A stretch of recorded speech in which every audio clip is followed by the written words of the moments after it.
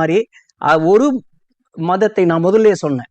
அந்த திரு வன்னியரசு அவர்கள் கூட 20 நிமிஷம் பேசுறாரு, தெரியாம விஷயம் புரியாம வாக்கியம் இந்த இதுல இல்லையே, இந்த சட்ட திருத்தத்துல அந்த மாதிரி ஒரு வாக்கியம் இல்லவே இல்லையே. இருந்தாதானே நீங்க அப்போ ஒண்ணு இவங்களுக்கு ஹிப்போக்ரசி, பாசாங்கு பண்றாங்க, அதாவது புரியாத மாதிரி நடிக்கிறாங்க, இல்ல வேணுன்ட்டே மத கலவரத்தை உருவாக்குவதற்காக இவங்கள் அதை பயன்படுத்தி கொள்வதற்காக இவங்க அந்த பாசாங்கு பண்றாங்க. இதுதான் நம்ம புரிஞ்சுக்க வேண்டிய விஷயம். ஏன்னா இந்த சட்ட திருத்த மசோதால எங்கன்னா ஒரு இடத்துல இது கிறிஸ்துவ மதத்துக்காக செய்யப்பட்டதுன்னு இருக்கா? மைனாரிட்டிஸ்க்கு, நிருபான்மையினருக்குன்னு இருக்கா? இல்ல. பொதுவாக யார் எந்த என்ஜிஓ அயல் நாட்டில இருந்து பணம் கொண்டு வந்தாலும் இந்த சட்டத்துக்கு உட்பட்டு செயல்பட வேண்டும் அப்படின்னு தான் இந்த சட்ட திருத்த மசோதா சொல்லுது. நான் தான் சொல்றேனே, 2000 இப்போ சமீபத்துல காக்ரோச் ஜனதா பார்ட்டி அவ்வளவு பெரிய கலவரம் நடத்துச்சு.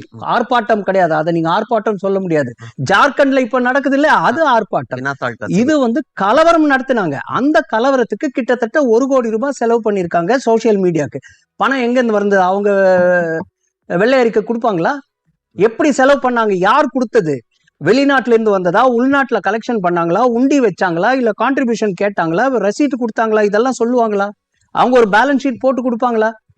இதை தடுப்பதற்காக தான் இந்த சட்டம். புரியுதா உங்களுக்கு? நீங்க இந்த சட்டத்துக்குள்ள வாங்க. யாருக்கு எதிரானது இல்ல, முறைப்படி வட்டத்துக்குள்ள நீங்க இந்துவா இருக்கலாம், ஜெயினா இருக்கலாம், சீக்கியரா இருக்கலாம், கணக்கு வழக்குகளை வரையறைக்குள்ள இந்த சட்டத்துக்குள்ள, இந்த வட்டத்துக்குள்ள நீங்க செயல்படணும். குறிப்பா எதிர்கட்சிகள் சொல்லும்போது அரசாங்கம்